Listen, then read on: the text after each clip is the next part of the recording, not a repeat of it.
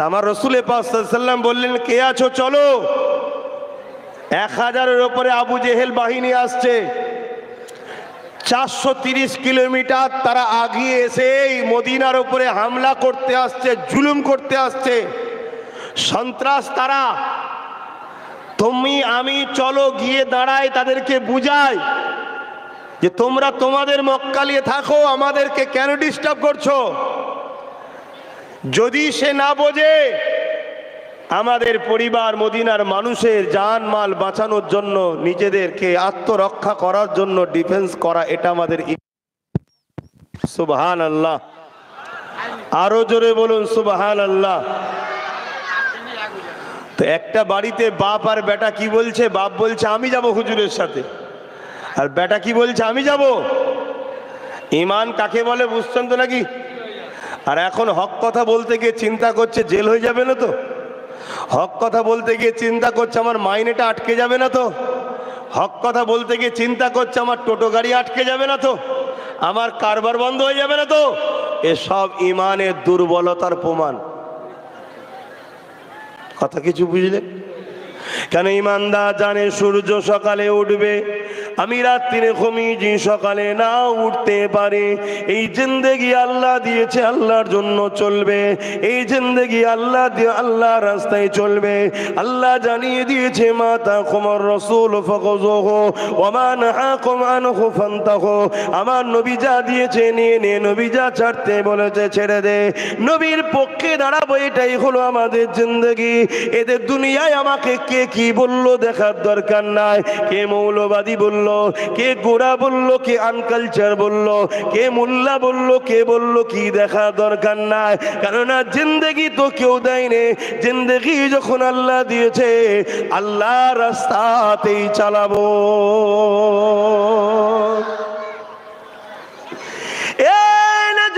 তরুণেরা, এই বাপ আর বেটার কথাটা আল্লাহ নবীর কাছে চলে এলো। আল্লাহ নবীর কাছে বিচার এসে গেল। বাপ বলতে লেগেছে, আর রাসূলুল্লাহ হাবিবাল্লাহ, আমি আমার ছেলেকে বলছি ঘরে থাকতে, ও থাকতে চাইছে না, ও আপনার সঙ্গে যেতে চাইছে।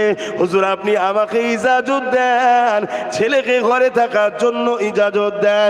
ছেলে বলছে না ইয়া রাসূলুল্লাহ। কেন? আবু জেহেল 1000-এর উপরে, তাদের হাতে অস্ত্র তরোয়াল রয়েছে, তীর বল্লম রয়েছে। ইয়া রাসূলুল্লাহ আমাদের সংখ্যা অনেক কম, আমাদের তো কেউ কিছুই হাতে নাই। তাই হুজুর আমি যুবক ছেলে, আমাকে ইজাজত দেন। বাপ মুরব্বী মানুষ ঘরে থাকো। আল্লাহ নবী বড় খুশি হয়ে গেলেন। সাহাবাদের এই আল্লাহর রাহে হকের পক্ষে জীবন বলিদানের কথা দেখে রাসূলুল্লাহ বড় খুশি হলেন। আল্লাহ নবী বললেন, আমার সাহাবারে, এ মুরব্বী সাহাবী, তোমার ছেলে ঠিক বলছে বাবা, তুমি ঘরে চলে যাও, তোমার বয়স হয়েছে, যুবককে যেতে দাও, যুবককে যেতে দাও। যুবক বড় খুশি হয়ে গেল। আর মুরব্বী বাপটা আসমানের দিকে মুখ করে বলছে, আল্লাহ কেন আমার বয়সটা হয়ে গেল? না আমি রাসূলুল্লাহর সাথে না ইনসাফ গরিবের পক্ষে দাঁড়াতে পারতাম।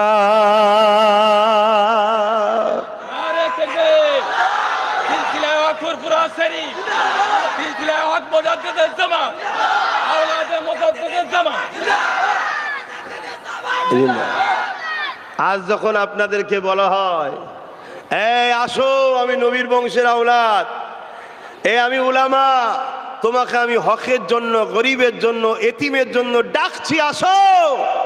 আমার নবীর উম্মত দাবিদাররাই 200-500 টাকায় বিক্রি হয়ে যায়। আছে না? না, এটা ইমানের দুর্বলের কারণ। এটা কিসের কারণ? এজন্যই তো আমরা মার খাচ্ছি, দুর্দশা আমাদের এজন্যই তো খারাপ। আমরা বিক্রি হওয়া শুরু হয়েছি। আর সাহাবা হুজুরদের ঘরে খ্রিস্টান রাজা বন্দী করেছে হযরত আব্দুল্লাহ হুজুরকে। ইতিহাস আপনারা শুনেছেন, আমার নবীর এক সাহাবী বন্দী করেছে। খ্রিস্টান রাজা তার দেশের অর্ধেক রাজত্ব দেবে বলছে, সুন্দরী নারীর সঙ্গে বিবাহ দেবে বলছে, শুধু বলছে ইসলাম থেকে সরে আসো। সাহাবী বললেন, আমি মরণকে পছন্দ করি, আল্লাহ রসুল ছাড়া পছন্দ করি না। জোরে বলুন সুবহানাল্লাহ। আর সেই নবীর উম্মত আজকে 200-500 হাজারে বিক্রি হই আমরা। তাহলে আমাদেরকে মারবে না, লুটবে না, আমার মসজিদের উপর আঘাত দেবে না, আমার ওয়াকাফকে লুটবে না, তো কাদেরকে লুটবে ভাই? আমাদেরই তো কর্মের ফল। তবে আল্লাহ তার ঘরের তো হিফাজত করবে ইনশাল্লাহ। কিন্তু আমরা আল্লাহর পক্ষে যখন নয়, আল্লাহ আমাদের রাখবে কেন? বাজার থেকে ধরুন বোঝাবার জন্য বলছি, একটা কিছু কিনে আনলেন, ধরুন এটা পাখা কিনেছেন, এই গরম আসছে, পাখা কিনেছেন, কি জন্য কিনেছেন? উদ্দেশ্য কি? হাওয়া খাবেন। ঘরে দেখছেন পাখা চলছেন, ওই পাখাটা আপনি নেবেন, রাখবেন? তাহলে আপনি যদি এটা ভালো বোঝেন, তাহলে আমার আল্লাহ আমাদেরকে সৃষ্টি করেছে একটা কারণ, তো সেই কারণে যদি আমরা না থাকি, আল্লাহ আমাদের রাখবে কেন? বলুন, আল্লাহ কেন রাখবে? তো এখনো সময় আছে, যুবকেরা পরিবর্তন হয়ে যান। আল্লাহ নবী সাহাবাদের দেখে আদর্শ জীবন গড়ুন। সাহাবা হুজুররা প্রতিটা লড়াইয়ের ময়দানে যাবার সময় দূরে কাজ শুকরানা নফল নামাজ পড়তেন, পরে আল্লাহ পাকের কাছে ফরিয়াদ করতে থাকতেন, ও রব্বি আল্লাহ পাক, আপনার কাছে দোয়া চাই, মালিক হকের জন্য, গরিবের জন্য, ইনসাফের জন্য, ন্যায়ের জন্য, আপনার জন্য, রসুলের জন্য।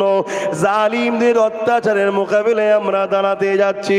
আল্লাহ পাক জালিমদের তীরের আঘাতে বা তরোয়ারের আঘাতে আমি যেন শহীদটা হয়ে যায় আল্লাহ, এইভাবে দোয়া চাইতে থাকতেন। তিনাদের মধ্যে থেকে একজনের নাম বলছি, শোনেন।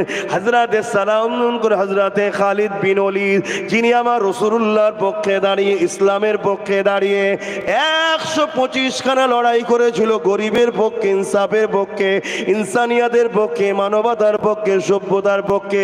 সন্ত্রাস আবু জেহেল, উতবা, সাইবা, মুনতাদের বিরুদ্ধে। এ না জওয়ান তরুণেরা, বাপেরা, এই 125টা লড়াইতে হযরত খালিদ বিন ওলীদ আল্লাহর কাছে দোয়া চাইতে থাকতেন, আল্লাহ আমি যেন জালিমদের আঘাতে শহীদ হতে পারি, আপনার পক্ষে দাঁড়িয়ে মৃত্যু হবে, মরণটা কত সুন্দর না হয়। 125টা লড়াইতে আল্লাহ পাক খালিদ বিন ওলীদকে বিজয় দান করে দিয়েছে।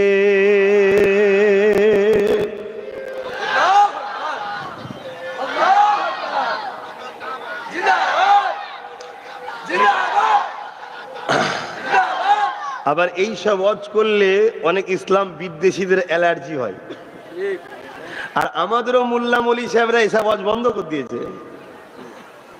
শুনছেন তো, এখন শুধু ফাজাইলের ওয়াজ হয়, এই দোয়া পড়লে এত নেকি, এই দোয়া বললে এত নেকি। দেখছে আমার বেঈমান নেতাও ঠিক থাকবে, দাওয়াতও ঠিক থাকবে। শুনছেন না? শোনেন, মুনাফিক চেনেন, আমি বারবার বলে যাচ্ছি, তোমাদেরকে কেউ মিটাতে পারবে না। তোমাদেরকে যদি কেউ মিটায়, তোমাদের আস্তানের মধ্যে, তোমাদের ঝুলির মধ্যে তোমাদেরই থাকা মুনাফিক উলামাগুলো তোমাদেরকে মিটিয়ে দেবে, যারা তোমাদের ওই ভেতরের পাওয়ারটা কেড়ে নেবে। এইটুকু শুধু আমার কথা আজকে স্মরণ করে যাও। আমার কথা খারাপ লাগছে নাকি কারো? আমি বাঁচাবার চেষ্টাই বুঝাচ্ছি, দেখো যদি নিতে পারো। কেননা ইতিহাসের পাতা সাক্ষী দেয়, আল্লাহ নবী নূহ নবীর হাতে হাত দিয়ে আবু বকর সিদ্দিক ইসলামের মধ্যে আসলেন, আমার নবী দ্বীনের মধ্যে আসলেন। অপরদিকে আব্দুল্লাহ ইবনে উবাই, সেও নবী পাকের হাতে হাত দিয়ে দ্বীনের মধ্যে আসলো। বলল, হযরতে আবু বকর সিদ্দিকী দাড়ি টুপি জুব্বা পাগড়ি ছিল, আব্দুল্লাহ ইবনে উবাইও দাড়ি টুপি জুব্বা পাগড়ি ছিল। হযরতে আবু বকর সিদ্দিক নবী পাক ইমামতি করতেন, আবু বকর সিদ্দিক তিনার পিছনে ইক্তেদা করে নামাজ পড়তো।